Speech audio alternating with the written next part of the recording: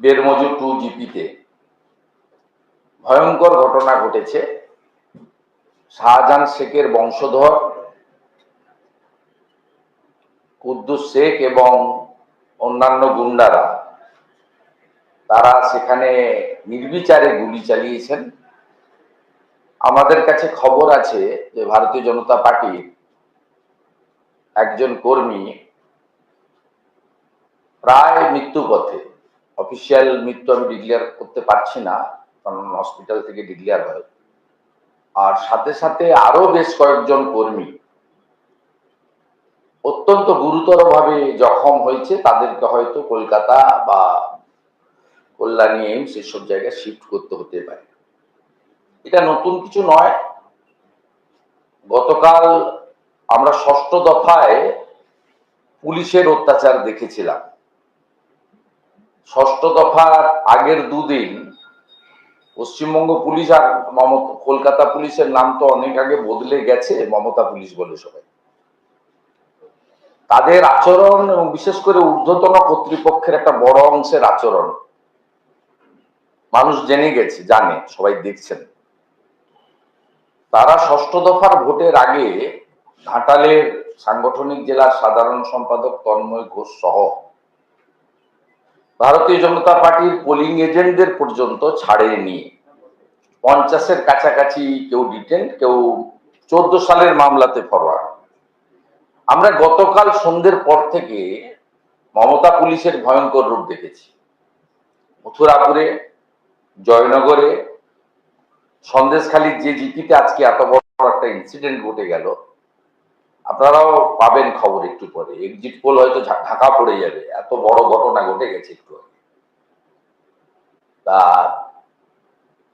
সেখানেও প্রায় 7 জন আমাদের কার্যকর্তা, শক্তি কেন্দ্র প্রমুখ, পোলিং এজেন্ট, বুথ সভাপতি, কাউকে ছাড় দেয়নি। গোটা রাজ্য জুড়ে বিশেষ পুলিশ পাঠিয়েছিলেন, বাছাই করা পুলিশের লোকজন। আমি নন্দীগ্রামে ভোটের দিন দেখেছি, যত এই রাজ্যের কোম্পানির মালিকের চটি চাটা সব পুলিশ অফিসার বাছাই করা, মুর্শিদাবাদ, বাঁকুড়া, সবকে পাঠিয়েছিলেন নন্দীগ্রামে। 16 জন আইপিএস। এখানেও ঠিক একইভাবে, এমনকি মুখ্যমন্ত্রীর যে ব্যক্তিগত নিরাপত্তা রক্ষী, মানে রক্ষী না, একটু পদমর্যাদায় উপরে সুপারভিশন করেন ডিআইজি রবীন্দ্রনাথ, তিনি সন্দেশখালীর দায়িত্বে চলে গেছিলেন কাল। তিনি ডাইরেক্টর অফ সিকিউরিটিতে মিটিং করে 3 জন করে প্লেন ক্লথের লোকদের কাউন্টিং সেন্টারে রাখার ব্যবস্থা করে পরিকল্পনা করে সন্দেশখালীতেই ছিলেন। কলকাতা পুলিশের বিনীত গোয়েল বাছাই করা কিছু পুলিশ অফিসারকে দিয়েছিলেন হাওড়া এবং অন্যান্য জায়গা থেকে। সীমাহীন অত্যাচার করেছে, সারা রাত্রি ধরে অত্যাচার করেছে। সন্দেশখালীর মা বোনেরা লাঠি, বাঁশ বা হাতের কাছে যা পেয়েছে তাই নিয়ে মিডনাইটে তাড়া করার পরে 7 জনকে নিয়ে পালিয়েছে কার্যত।